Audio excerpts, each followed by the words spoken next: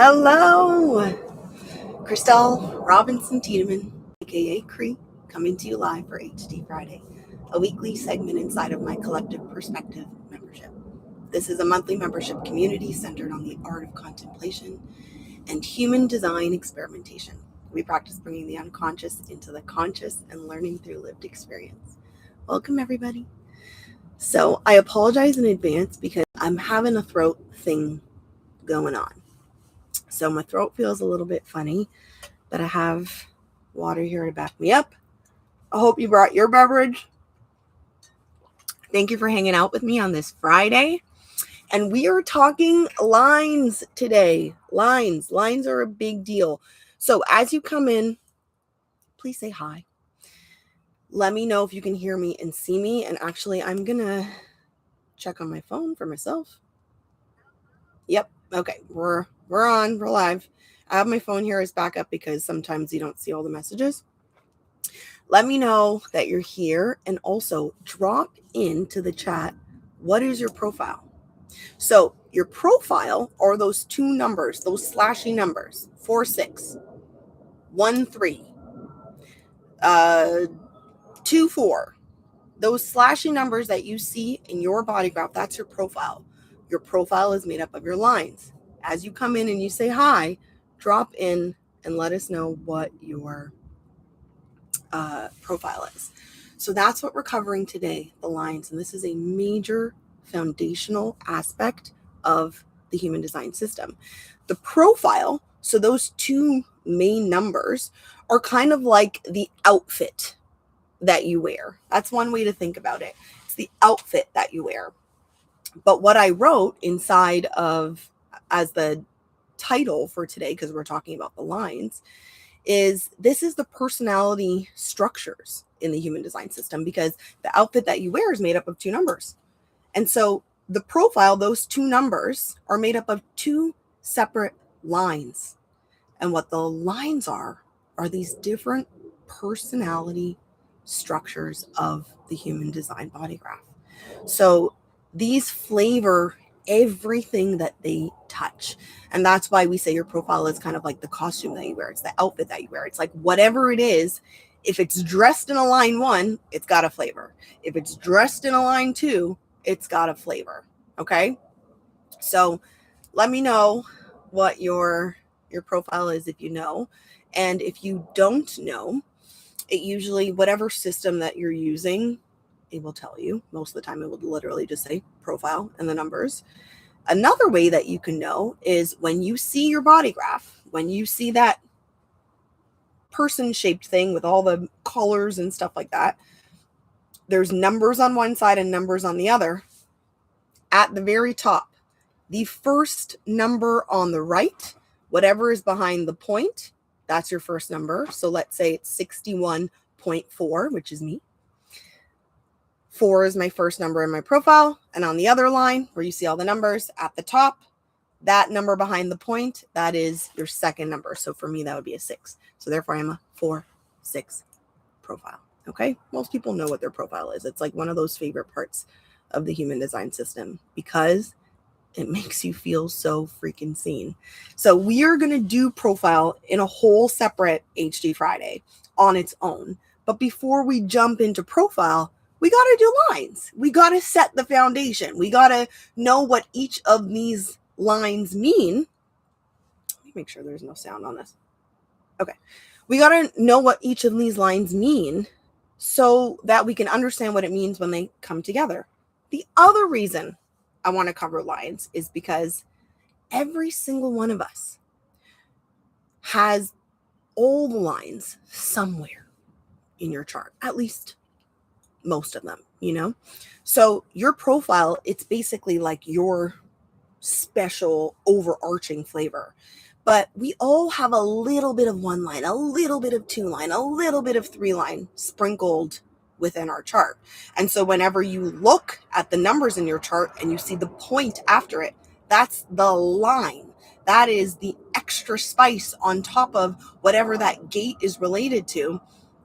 It's in the flavor of a line 1. It's in the flavor of a line 2. Okay. So we're going to break them down, and it's going to take us a minute to break them down. So we're doing this in 2 parts. So this is part 1. We are going to cover the lower trigram, and the lines come from the Chinese I Ching. I love foundation. I love understanding where things come from, and you'll understand more as we go through the lines why that is. So the Chinese I Ching, the hexagram, hexa, 6, the hexagram is made up of like 6 digits, 6 little figures.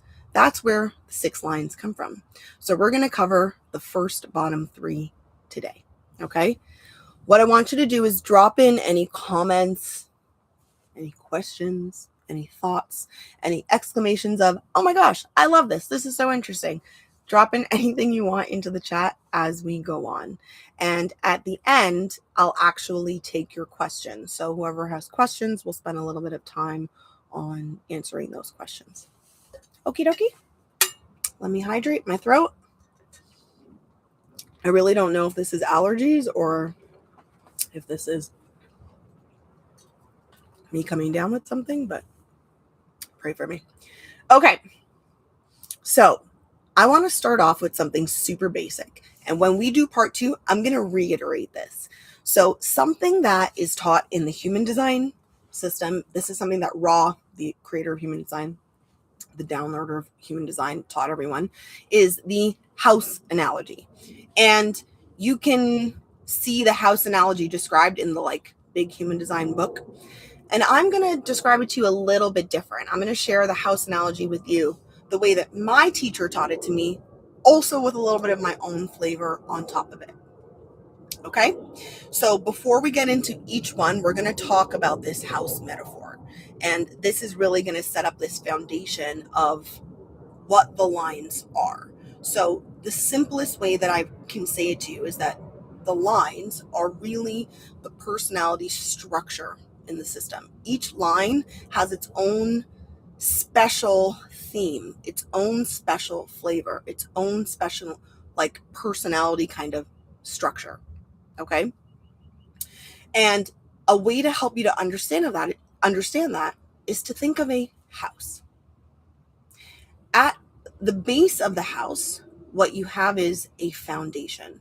For anything to be built and be sturdy, you need a foundation. This is where we start this analogy, and we start it with line 1. Line 1 in the house analogy is the foundation, okay? It is the base. And this means that the house can now be built. That is what 1 lines do. They create foundation in this world. And everything in human design is connected. Everything is connected. The same way that we know, for example, I'm a projector. I have an opal. I put open and sacral together. You know how when you ever do that with words, you put 2 words together, you know your brain's a computer, right? So I have an open sacral. My husband has a defined sacral. When I'm with my husband, my sacral is defined and I'm like until I crash, right? So we know we're all connected. Everything is connected, whether it's you, your definition, or somebody else's definition. We're all connected. So these lines that are stronger in each of us in certain areas than others, it's not just for ourselves, it's for the other, it's for the whole. So that means that the line 1, the foundation, they're setting the foundation for everyone, for the world. You are setting the foundation, line 1s, for the world. That is what the line 1 is. They are the ability for the house to be built.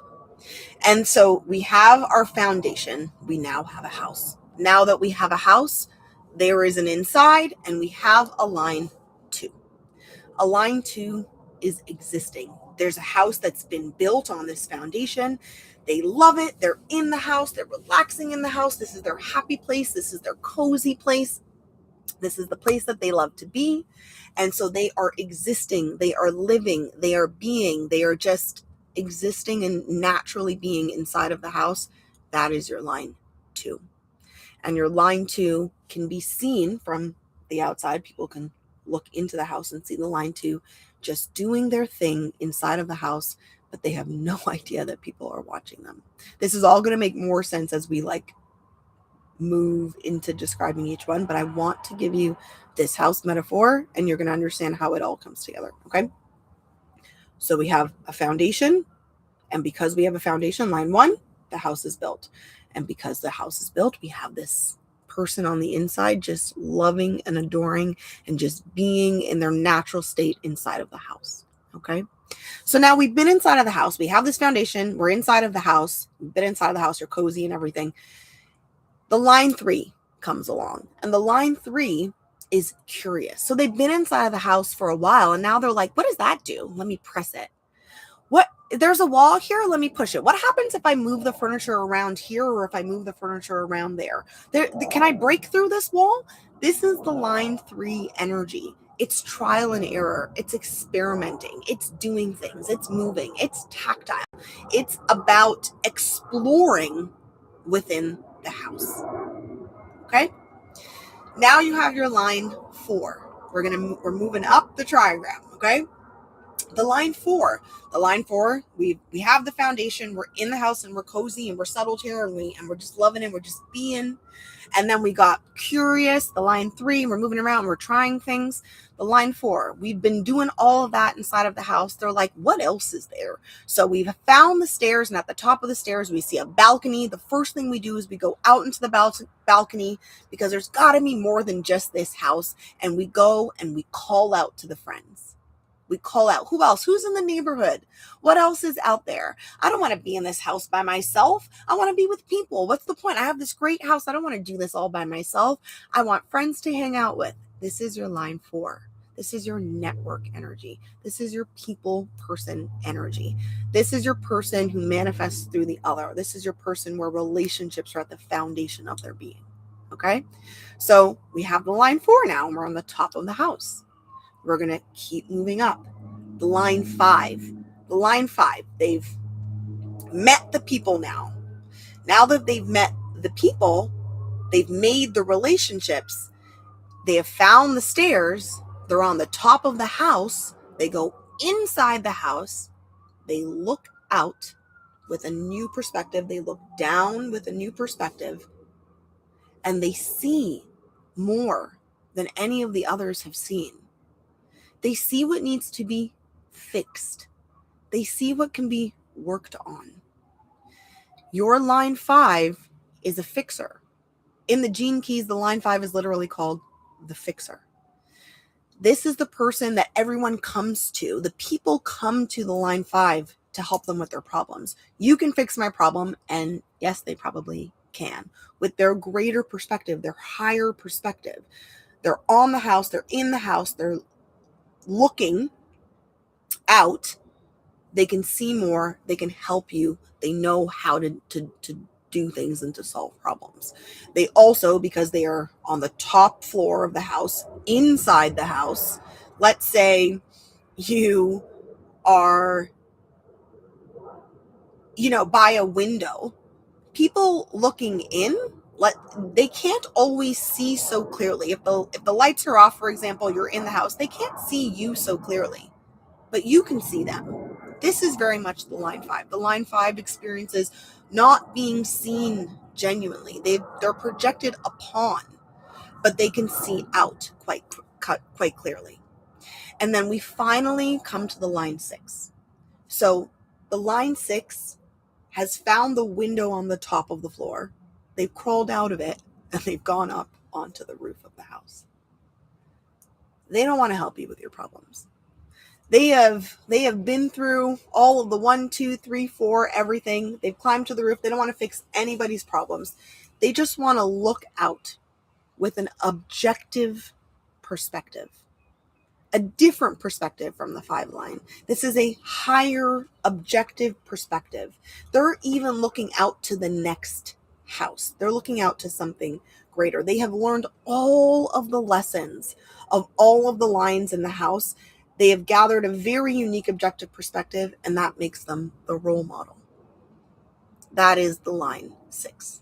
And this house analogy is going to carry us through understanding each and every one of these lines. Okay? I hope that was not too complex. I said it as simply as I possibly could.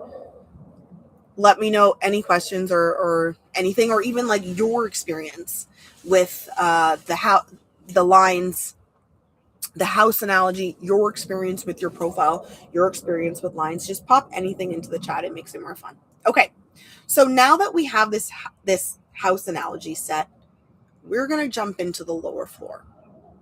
We're going to jump into lines 1, 2, and 3. And what are the flavors of those character structures? And one thing that I can tell you before we jump into the specifics of each line is all lower house, lower trigram lines are introspective. Okay? They're inside the house. They're introspective. When we get to the top lines, all 3 were outside of the house, right? The 4 is reaching out to make friends. The 5 is looking out and seeing all of the problems and knowing how to fix them. The 6 is on the roof, completely aloof from all of it, with pure objectivity as a role model, just learning from all of the lines below. Inside of the house, our first 3 lines, people with line 1, line 2, line 3, the flavors of that aspect of their profile, the flavors of those lines are very, I'm going to say, selfish. I love selfishness. So let me just put that out there right now. I don't mean this in the way that some people take the word selfish to mean like something bad. It is a naturally introspective, intrapersonal characteristic. It is about learning the self. It is about exploring through the self. It is about understanding for the self. This is what the lower trigram does. So this is a very introspective person once you're talking about the 1, 2, or 3 lines. Okay? And there's so much meaning and purposefulness to this. And we're going to start to break down each one. And feel free to again, drop in any comments or questions. Okay. Make sure that I'm hearing myself. Okay. All right. Line 1. Our foundations. The line 1, the original name, the true name by Ra, Aruhu, is the Investigator. The line 1 is called the Investigator. So they set the foundation. How do they set the foundation? By understanding, by knowing, by researching, by investigating. Okay? These are naturally curious and introspective people, as we already mentioned. So the line 1 is the researcher. They need to understand before they move. Anywhere we have a line 1, people with a line 1, these are people who need to really understand something before they do it. They need to do their research. They're going on a trip. They want to research everything about that place and understand it. If they are, interested in a topic, they're going to research everything about it. The line 1 needs foundation. That is where they find safety. That is where they find sturdiness. What is foundation? If you think about what foundation is, like if you're going to build a house on something, you need to make sure that the ground is stable. There's stability there. That's what the line 1 is all about. That's what that aspect of personality for anyone who has a line 1 is all about. They want to make sure things are stable and secure. So the main overarching theme that you see in all line 1s is security. And how do they find security? By understanding. So a line 1 is not a person who wants to just wing it. These are not your wing it people, or I'll just try. They're like, let's say they're a human design reader and they're a line 1. They want your chart a week in advance so that they can really spend time with it. Really spend time with it, dig into it, investigate it fully, and then they'll be able to do your reading. Me, splenic, 4-6, 2 days max. and I'll do your reading. Like, I can have it in advance, but it doesn't actually make it better. It's just a completely different flavor and energy. So the line 1 is all about stability. Their core need is security. So this can be more than ingest information. I want to make that really clear. So line 1, it's not that they're just investigating and researching information. They're investigating people. If you're a line 1, you are a people watcher. You are an observer of the other. You're the one that comes to the party and stands back and just kind of like looks at everybody and observes everything. That is line 1 energy. Okay. So they're observing socially. They're observing, investigating emotionally. They're investigating morally. You know that all of this is true. I might be missing some people, but all of the individuals that I know in my life who are activists or have that real like activist energy inside of them, they're a line 1. That is very much a line 1 energy. If you think about it, there's something foundational in understanding like the morals of something, like the reasons, the why, the like, this is how society should be set. Like this is the foundation that we need for society. That is line 1 energy. So they're people who, because of the investigation that they do, because of the research that they do, because they're so foundational, they don't break under pressure. In pure alignment, in true alignment, a line 1 is solid under pressure because they know they've done their research. They're ready. They'll hold it together. These are people that you can highly rely upon. And the not self. Okay, so we all know not self. We have true self, which is you in your highest frequency.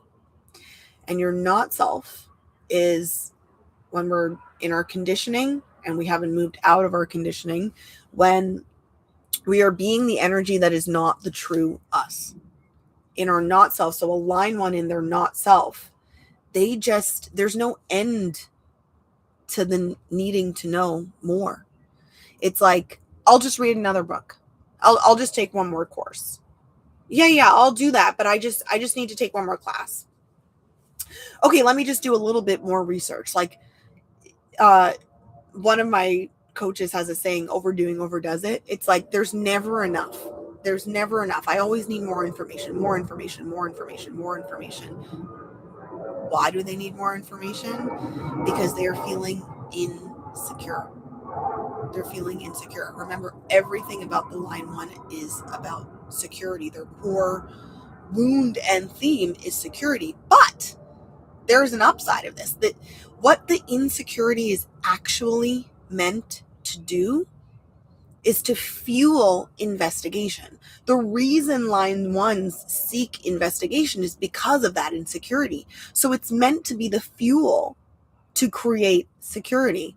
But when we're in our not self, when there's no reaching of that point, when it's like, it's time, this is enough, I'm following my strategy and authority and showing up to the things that I'm here to do, I always need more. There's a little bit more. There's hiding underneath the constantly needing more and more and more information.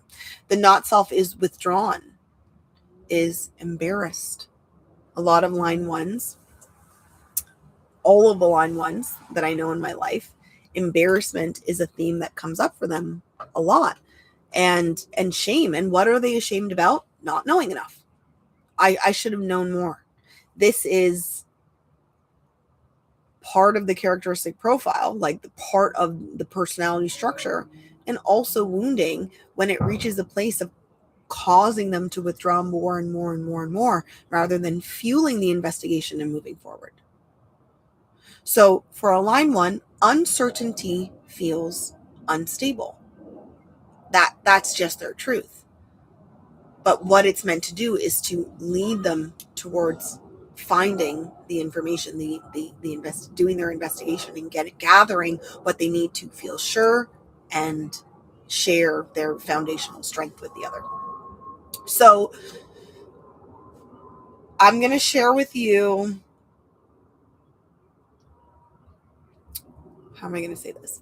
My human design teacher shared a really cool story with us that was taught to her by one of her own teachers, about the water buffalo. And I really, really enjoyed that.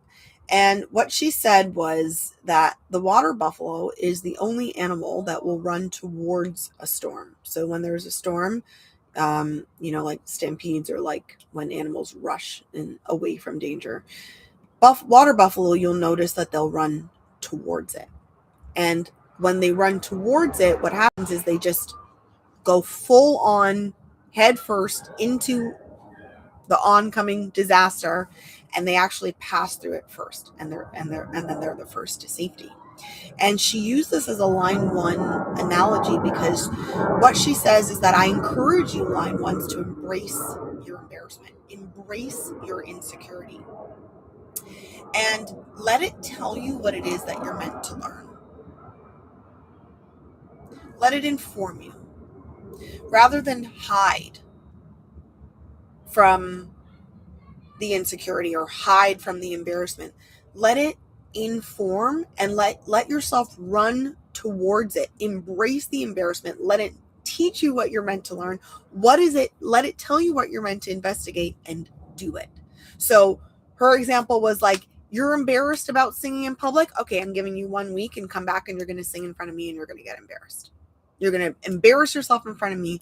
And so then you're going to have that foundation, and you're going to learn. And so it's really about giving yourself a limit, giving yourself a timeline. And how you're going to do this? Your strategy and authority. You're going to always use your strategy and your authority. But you're going to move towards that fear.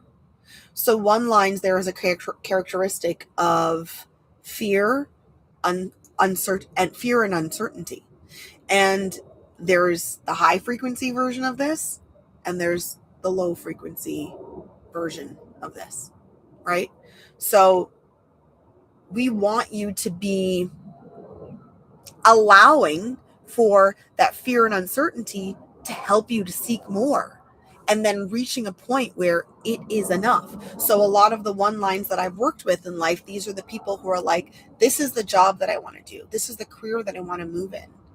And it's like, this great job opportunity came up, and it's like, I'm not going to apply. I don't quite have enough information. I don't have enough qualifications. I'm going to get one more certification. And it's like, do you really need that certification? Do you really need one more certification? Are you certified enough? Is this the point where we're ready to move forward into the thing? This is where we have to move in out of the not self and use our strategy and authority, and to know when enough is enough. Let me see if I can come up with another example. Yeah, a lot of one lines are like the perpetual student. Like, it's just constantly, we all know that person who is like, I'm going to get one more degree. I'm going to get one more degree. I'm going to get one more degree. And when there's safety in learning more, and then that safety in learning more can become a crutch. It can become, you're leaning on needing more and more and more foundation to help you to feel secure, but then you're never actually moving into what that security is supposed to give you. The point of the foundation is the house. If you're forever checking the foundation, you build no house, what was the point? Right? Okay, so 2 weeks ago, we did unconscious versus the conscious. We talked about the unconscious aspects of our chart versus the conscious aspects of our chart. There are some parts of our chart in our personality, we know that's us. We recognize it. That's the part of us that we know. And then there are parts of us that we don't know. This also shows up in profile and in lines. So if you are a one line as the first number in your profile, you know this about yourself. You know you're the investigator. You know that you're the researcher. If this is the second line in your profile, They don't know. They don't know they need foundation. They don't know that they're feeling insecure, or why that they're always embarrassed and they feel like they don't recognize that. They don't even realize that that's happening. That is when it shows up in the unconscious. So this is how our lines can show up differently. If it's conscious, you're aware that that's a part of you. If it's in the unconscious, if it's the second number in your profile, if it's part of a gate and that gate is in your unconscious, it's on the red side, you don't know that is an aspect of yourself that you're navigating. So a 1 line in the unconscious is just unaware that they're constantly like seeking more and more information. They're unaware that they are observed. They're the person who's observed. Do you realize that every time that we go into a room, you kind of stand back and you just look at everybody? Do I don't do that. Yes, you do. Every time you go to the party, you're just like, let's do a lap. You know those friends that oops, this is back in my clubbing days. We would walk into the club and they're like, let's do a lap. That is some 1 line stuff right there. It's like, I'm going to get a flavor of the room. We're going to set this foundation. We're going to investigate before we move in. Okay. So when you have the line flavoring any characteristic in the chart, I'm going to give you an example for myself for all of these. So for example, I have gate 28. Gate 28 is the game of the game player. And this is all about knowing what to fight for. It's a gate inside of the spleen. And it has this, every gate inside of the spleen, because the spleen is an awareness center, because the spleen is a primitive, intuitive center, it all governs fear. All the different gates govern fear and awareness in some way. So gate 28 is awareness of a fear of death. I don't have a lot of line 1 in my chart. I think there's only 2 places, one of them being gate 28. And I'll tell you a very interesting story. For the first part of my life, for most of my life, I guess up until this point, I had an extreme fear of flying. I was petrified of flying on planes. I like to travel, but I was terrified of flying. And my parents have experienced like me having like full on panic attacks on the plane. It's just like, I don't know, I'd get into the plane and we'd be in the air and I'm like, I'm gonna fucking die. Like, this is just what it felt like. I'm like, I'm going to die. Like, what? This doesn't make sense. I don't understand what's happening. Like, what is it? This is what I'm feeling in my body. So this is long before I learned human design. But true story, one day when I was, I don't know, in my 20s, I was in my 20s. I think I was going to Florida by myself. I was visiting family by myself. And I'm on the plane and I'm feeling a panic attack coming on. Like, I'm about to freak the F out, right? And I'm like sweating and breathing and closing my eyes. And I'm just in the seat. And I feel this man's arm, his hand, touch my arm. The man beside me touches me. And this man, like, had to be one of the most intuitive people. He probably had a divine spleen. He just starts going, you hear that sound? That's the wing blah blah blah doing the blah blah blah. Like, I don't remember all the things that he said. He just started describing to me every single sound, movement, twitch, noise, everything that was happening. He started to describe and explain to me what it was. By the time we were in the air, like, I don't remember now, but at that time, like, I knew why planes work and fly. This is what this man randomly did to me. And I calmed down. I just calmed down. And at this point in my life, I can now look out of a window in an airplane. Like, I still get a little bit like, when there's turbulence, I get a little like funny and I have to like grab my husband's hand. But from that day, it has never been the same. I've never had a panic attack ever again on a plane. And what it is that I now understand through human design, my gate 28, this fear of death, is in a line 1.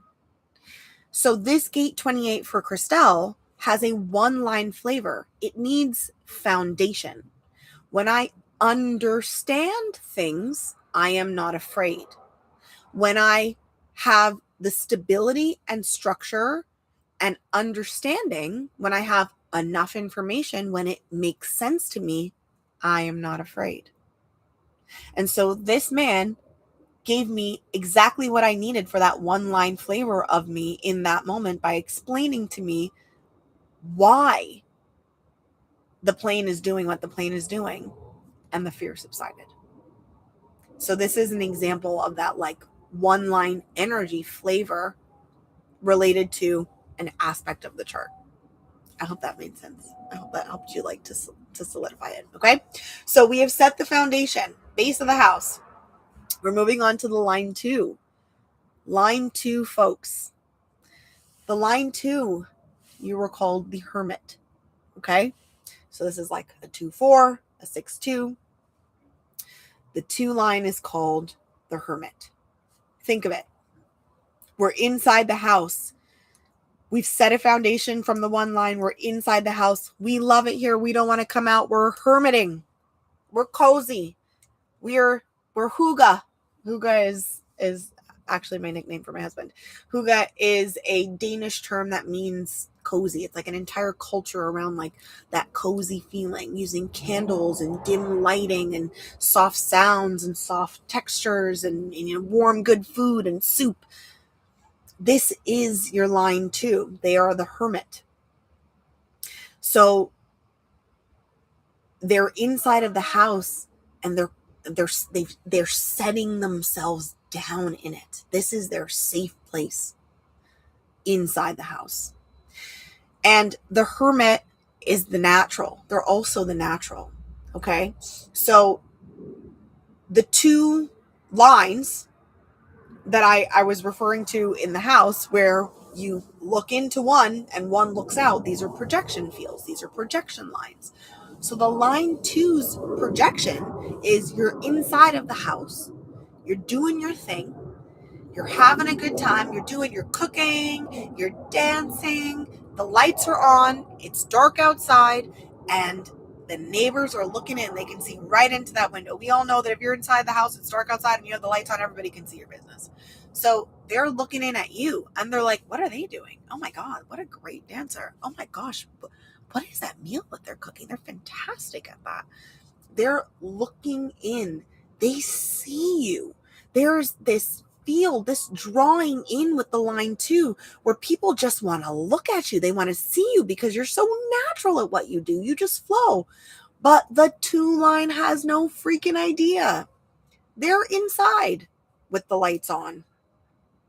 When you're inside the house with the lights on and everybody can see your business from the outside, you can't tell when you look out the window that they can see you. You can't see shit. So you don't know. It's like little kids playing hide and seek. It's like, I'm hiding. And you're like, you just covered your eyes. I'm hiding.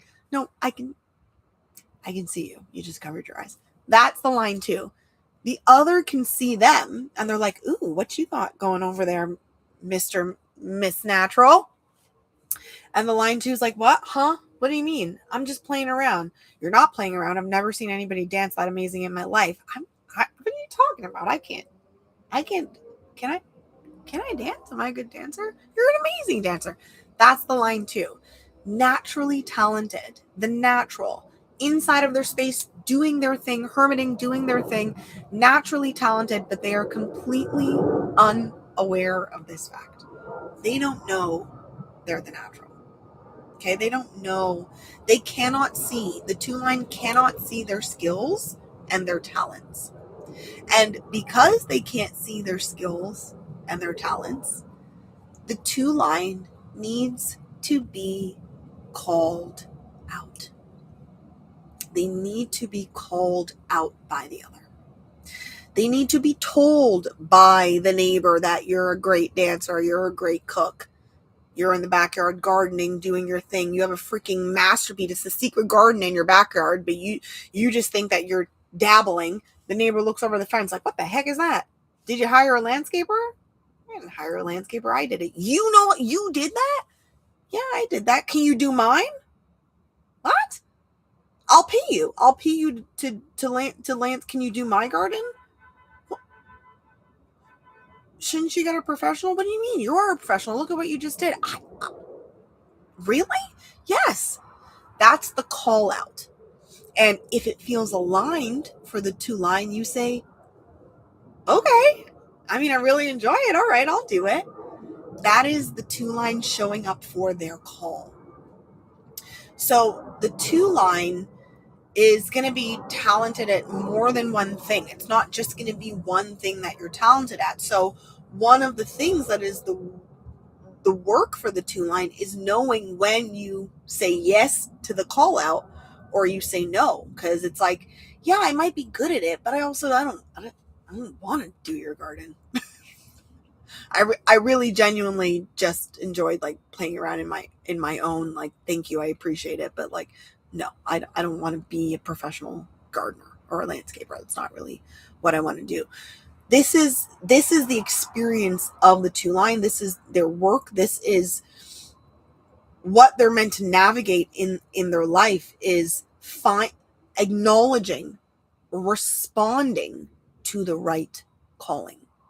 So these are naturally talented individuals who need to retreat into their own space to do their own thing, receive the calling from the outside, from the other, and respond in accordance, yes or no, to come out for the right ones.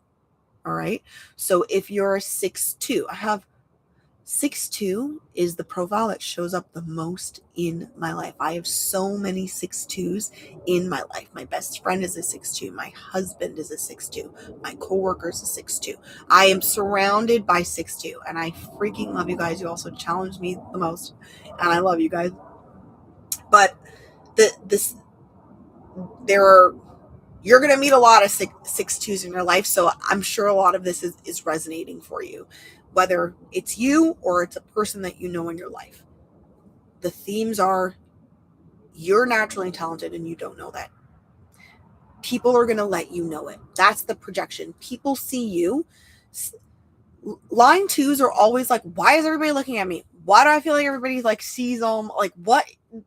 There's that like fangirly-ness that happens. I shouldn't say fangirl. There's like that fanning. I don't mean to gender it, guys. Like, it's just they shine. They really do shine. And so people will call you out. The key is to be able to show up for your right callings. So another feature of the line 2, something that's really important for the line 2, is purpose. Line 2s really are meant to find purpose.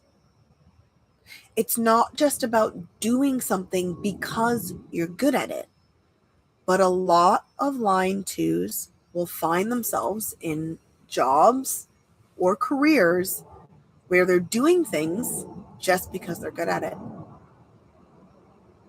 And they'll find themselves stuck in that, in the security of knowing, or at least getting the like accolade or the whatever, that they're the acknowledgement that they're good at it. But there's that longing for the calling that is within the line 2. And so if you are a line 2 and you feel like you haven't found like purpose, believe me, the calling is coming. The calling is coming. It might have come. Multiple will come. Don't worry. Don't feel like I've missed the boat. No, you might have denied, though. If you really think back, you might have had callings being called out and you've said no because of conditioning and feeling secure in this other thing that you know that you're good at, rather than towards the thing that really lights you up. It really takes you over. So how do you know? Again, we always come back to strategy and authority. So for the 2 lines that I'm working with, the first thing that I'm going to do is I want you to learn your first step. So if you're hearing this right now and you're thinking, oh my God, I'm that stuck one. I'm stuck doing the thing that I don't love because I know that I'm good at it. I want purpose. I want to feel purpose. I want to feel that in my life. It's coming. your work right now, your assignment right now, learn to follow your strategy and your authority. Learn to follow your strategy and authority. As you learn to follow your strategy and authority, you are preparing yourself for when that calling comes, because it will. You will say yes. You will say yes. You will respond. You will not react. Right? That is your work. And the other work is learning the comfort of saying no. We all know what it feels like to be very good at something. And so because you're very good at it, you feel like you should do it. It's like, well, yeah, I can. I know that it's so much easier for me to do it than them, but like it kills your energy. It makes you feel miserable. It makes you feel bitter. What are the not self themes? It makes you feel bitter, frustrated, disappointed, angry, but it's like, yeah, I can. It's so much easier for me than them, so I'm going to do it. That's the 2 lines like nightmare. That's like the 2-line wounding right there that you see show up all the time. It's like, I don't want to do it, but I'm going to do it because I can. No. All right. So the not self, you're hiding, you're withdrawing, you're not saying yes to the right calls. You are saying no to the right calls. And your true self, the true self of the 2-line, you are naturally talented, and that natural talent is expressed with ease. You are comfortable in periods of retreat, going into your hermit cave, doing your little thing and resting and coming out in the right responses. Okay. I think 2-line is the one that I have the least, even less than 2-line. I have like almost no 2s in my chart. I have 1 placement of a 2-line in my chart. So again, we're going to synthesize this. We're going to bring in the conscious and the unconscious. So my conscious 2 lines, they know a hermit. They know they need to retreat into their own space. They know that they're the ones who are like making excuses, and people are like, do you want to go out? They're like, I have to wash my hair. You don't have to wash your hair. You're just like, I don't want to go anywhere. I just want to be at home by myself. Like, they know that they are the hermit. And then when you have the 2-line as it's your first number in your profile. So like a 2-4. If the 2-line is in the unconscious, these people don't know, they've only known that over time. Like repeatedly over time, people have told you like, you just disappear. Like you just go off and do your own thing. And then there's a double. So think about it. The 2-line does not know that they don't see their own skills and talents. That's conscious or unconscious. Now you're unconscious too. You don't even know that you don't know your skills and your talents. You know what I'm saying? There's like a double there when there's unconscious. There's like a double almost projection there. There's like a masking for the 2-line. It's like, huh? Like, what are you talking about? So this is like a 5-2 profile. So when it's in the unconscious, like they really are not aware of this uber talented aspect of themselves. They're not aware of this needing to move in and retreat, like needing to go into their own space. They might even see it like, is there something wrong with me? Like, why do I feel like sometimes I just want to abandon my friends and neglect my friends? Like, they don't recognize that it's just an aspect of themselves that is continuous and consistent there. Of course, Friday night, so we're going to begin the neighborhood motorcycle racing. A lot of planes tonight, a lot of motorcycles, so I apologize. So that is it in the unconscious, okay? So the only place that I have a 2-line is it flavors one of the gates in my chart. And that gate is gate 14. What is gate 14? The gate of power skills. How freaking ironic. Okay? So my skill set, so let's say this stuff that I love to do. I love human design. I love coaching. I love helping the other through guidance. As a projector, this is how I light up. Remember, 2 lines don't recognize their own skills, right? They don't see their own skills. They don't see their own talents. My 2 line is inside of the gate of power skills. It took me so freaking long to recognize my naturalness at this. How much of a natural I am at this stuff that I love, I had no idea. I was the last one to know.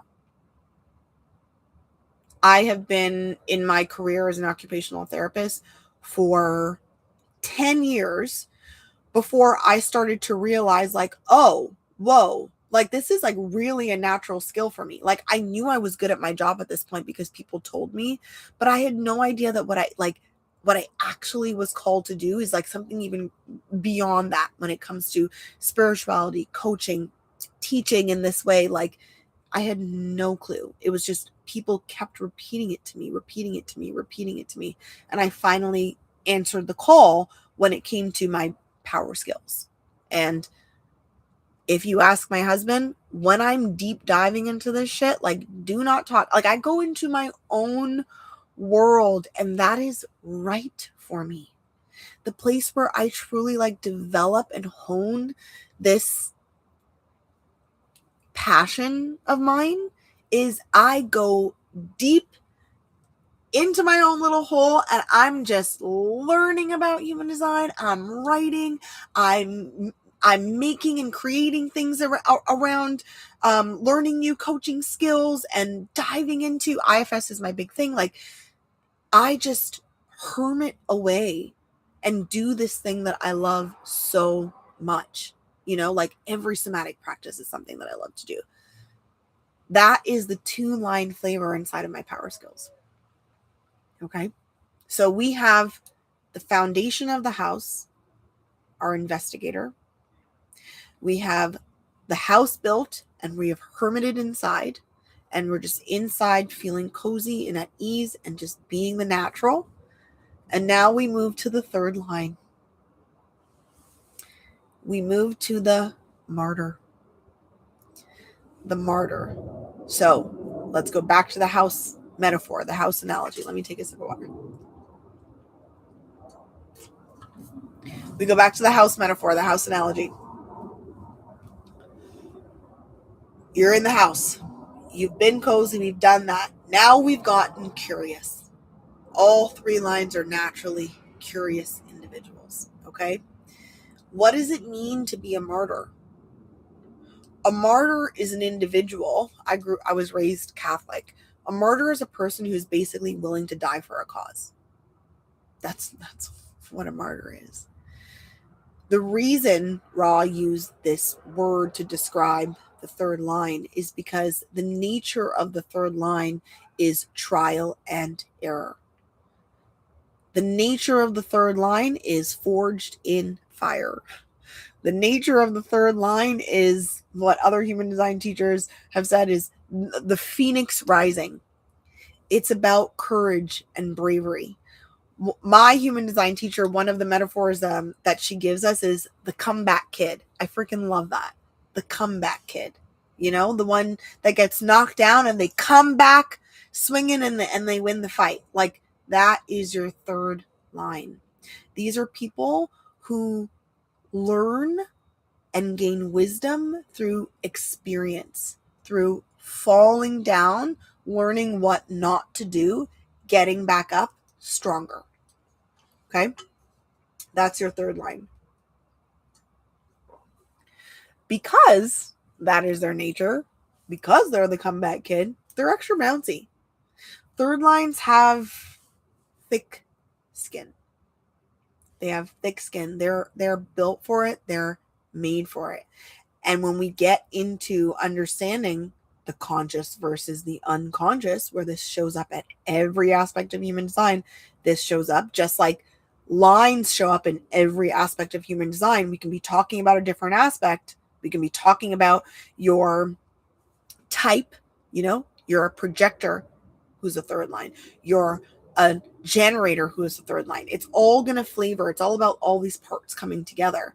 So when you think of the unconscious, imagine that you are a 3rd line but it's your second number in your profile. You don't know it.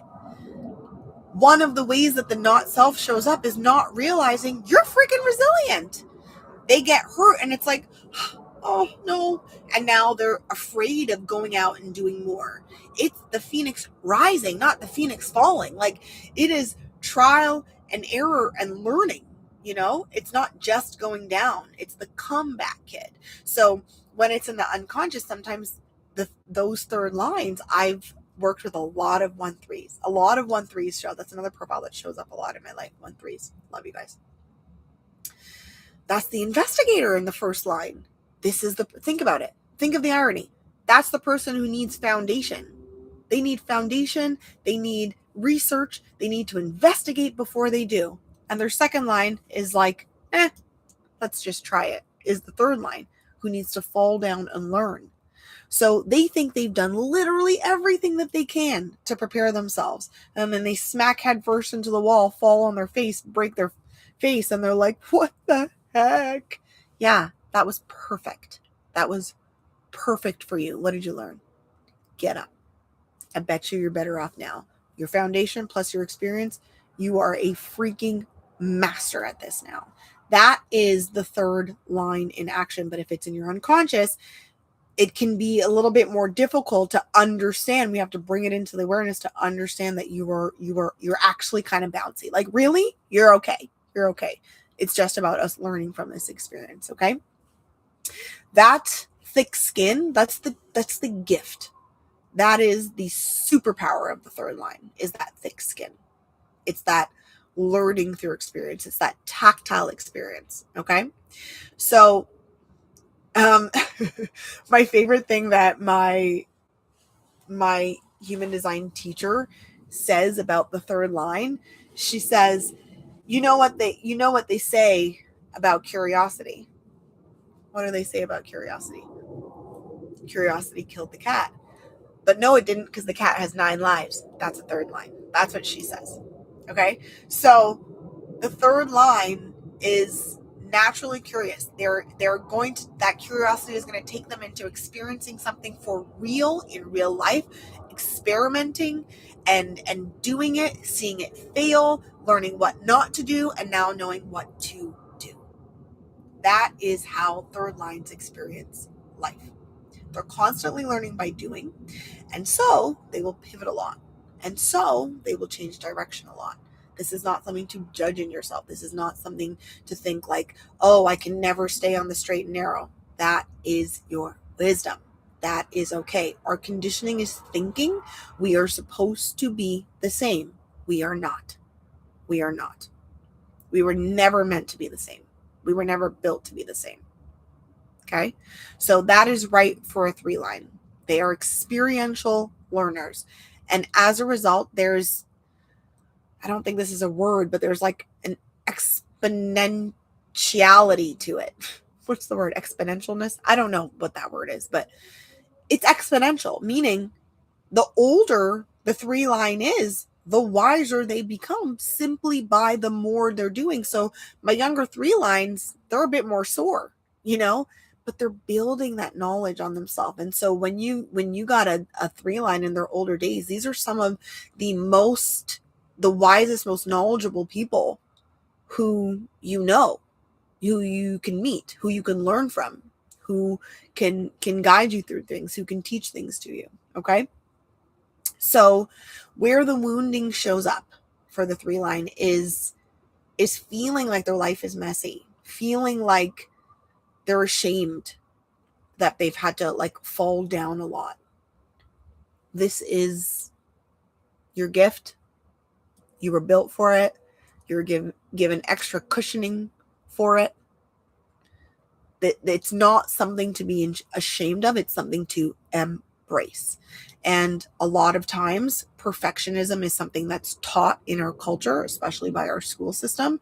So it can be very difficult for a 3 line who is actually, even in following their strategy and authority, may be guided to make a mistake. In order to make that mistake, learn from that mistake, and then move forward with experiential wisdom to know exactly how to do it the best and teach it the best and be a great example of it. that is right for a 3 line. So it's understanding that your mistakes are not mistakes. They're a part of your growth. They're a part of the rightness of who you are. Okay? So there is a natural energy of pessimism around our 3 lines. That's also right for you, but there's also a low frequency of that. If you just find yourself being like very sour and miserable, this is in the lower expression of it. The pessimism that is true to the 3rd lines, and I know the 3rd lines in my life, that really is a part of who they are, and it's actually quite endearing. It's because they've been through so much shit. It's just like when they're telling you, don't do that, it's because they learned from it. Listen, so that pessimism, it's actually just like experience of knowing not what not to do. That's what that is. So pessimism is one of the flavors and themes that shows up a lot in the 3 line. So for my 3 lines, I want you to be really more focused and understanding that it's about resilience, not shame. Resilience is what you have. Resilience is what you're building, is what you're growing and expanding. It's not to be ashamed of. Where we fall into an issue, really the only place that this becomes a problem, the problem is not the mistake. The problem is if you're not learning from it. Mistake, lesson, mistake, lesson, mistake, lesson, wisdom. Mistake, shame, another mistake, shame, another mistake, shame, another mistake. This is, now we're in not self. Now we're in wounding. Now we're in freaking depression. You know what I mean? So the problem is not in making the mistake. The problem is that you are not learning the lesson. All right? This is my 3 line. This is the Martyr.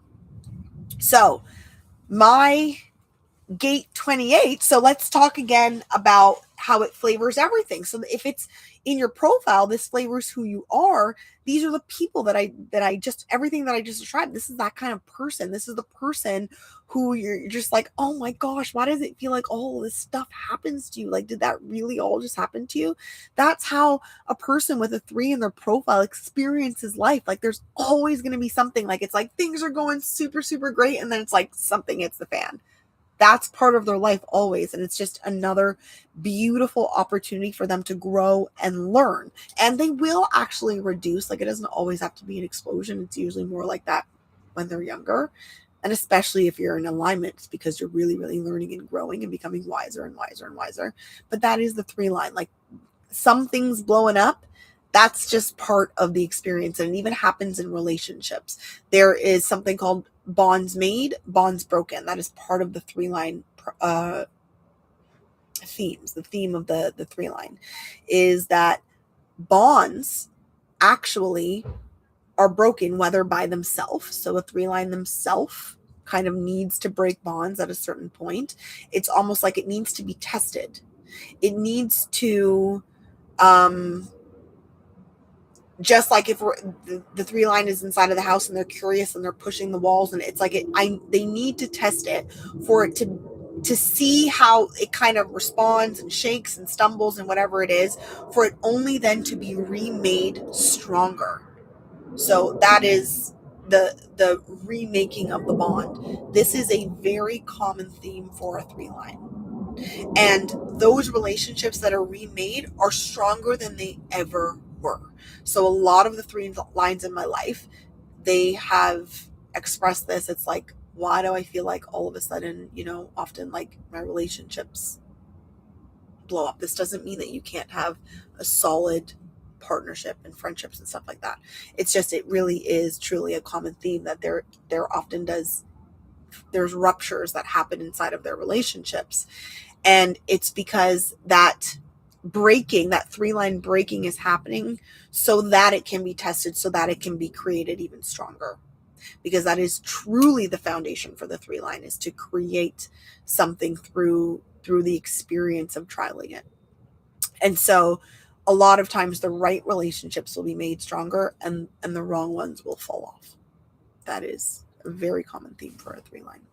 So I have a line 3 in the same gate that I had mentioned before. So on my conscious side, not on my unconscious, so in my awareness, my gate 28 is in a line 3. This is my Pluto. Gate 28, again, if you remember what I said, it's the gate of the game player. It's all about knowing what to fight for. It's in a line 3. Well, shocker, shocker, shocker. My whole life, boy oh boy, have I trial and errored in my life, and will continue to, in knowing what to fight for. When I was a teenager, so much of the drama and conflict that happened in my relationship with my parents is me feeling passionately and strongly about something very immature. Usually about like my friends, like my parents gave me a curfew and I was like, no, I shall not have a curfew. You will not tell me what time to come home. This is what the hill that I will die on. This was my line 28.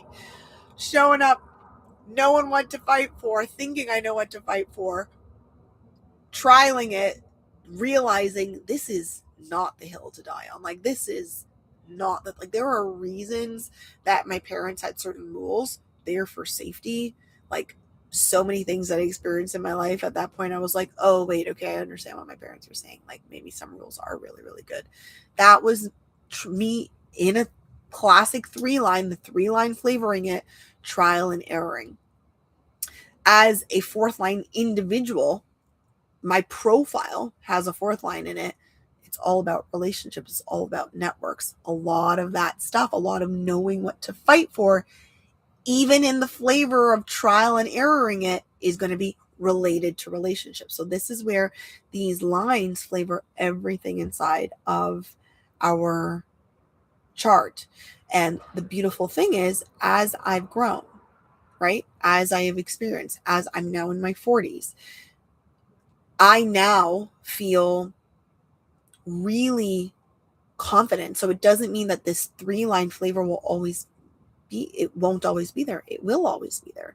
There will always be a 3-line flavor to this gate 28 inside of me, this knowing what to fight for inside of me.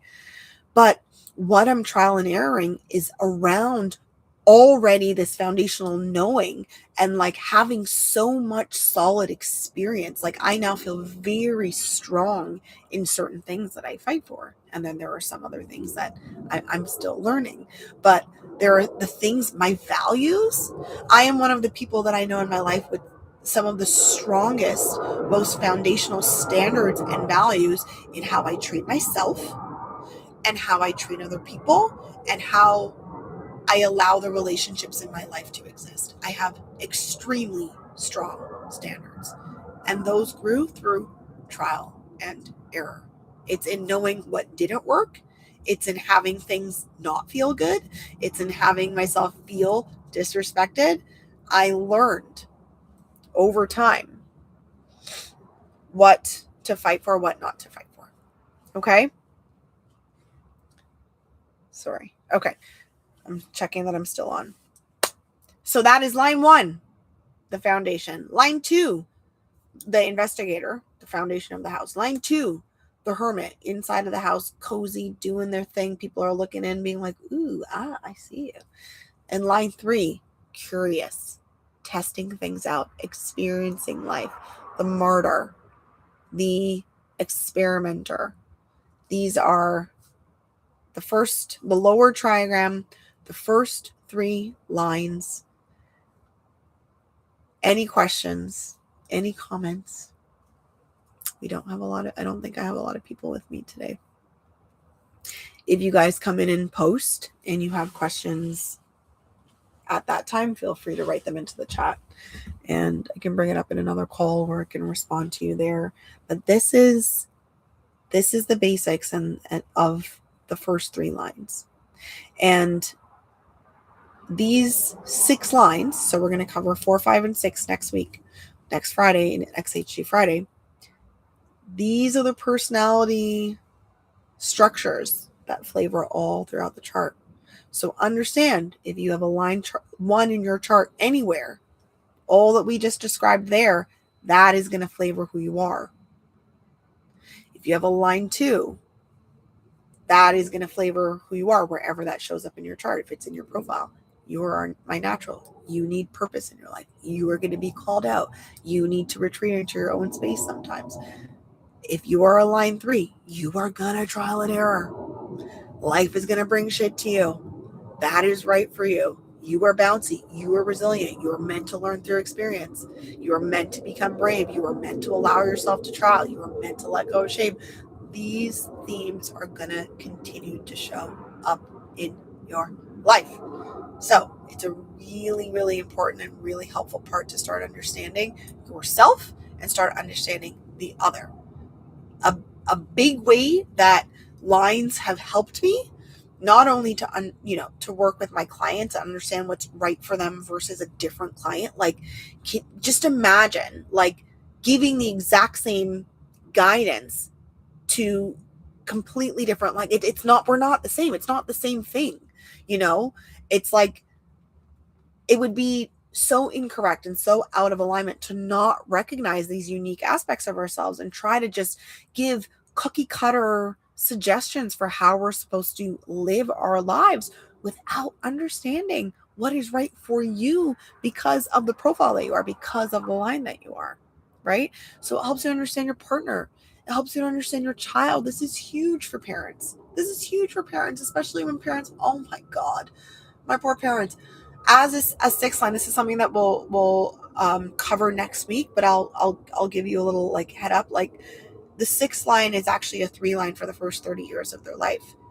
When I was young, so I'm a 4-6. I'm actually, before the age of 30, I'm like a 4-3. There's a lot of trial and erroring that happened in my life. I'm very familiar with trial and erroring. None of my parents have 3 lines in them. They don't know anything about this. It's like, my God, can you make less mistakes? Like, what's wrong with you? Why are you more professional at effing up? And I grew up, one of the wounds that I really had to overcome was like feeling like the fuck up. That was it was almost part of my identity. And many of the 3 lines that I know, that is part of their identity. Sometimes it's like, that's what I am. It's not what you are. It's not what I was. Because the beautiful thing is I have amazing parents. And so they have grown with me. I also found spirituality. I also found this aspect of myself that loves to learn more about psychology and the human and investigate my own self and investigate life. We have both recognized, myself and my parents have recognized to me, like, how wise I am. They have commended me for my learning. They have recognized where I've changed. They've recognized what I've done with my experience. It's not just like, you're a mess up. It's like, you learned from that, and I'm proud of you. And not only am I proud of you, you're a beautiful example for other people. And I have learned to own that, but it has taken me a lot of time. And one of the things that I'm drawn to in the other, so my favorite people to learn from, the coaches that I'm drawn towards, are people who own their mistakes and their experiences in the past loudly. One of my coaches put her mugshot up on the, I went to see her in Colorado last month, and she literally put her mugshot up in the middle of her presentation, talking about, like, this was me.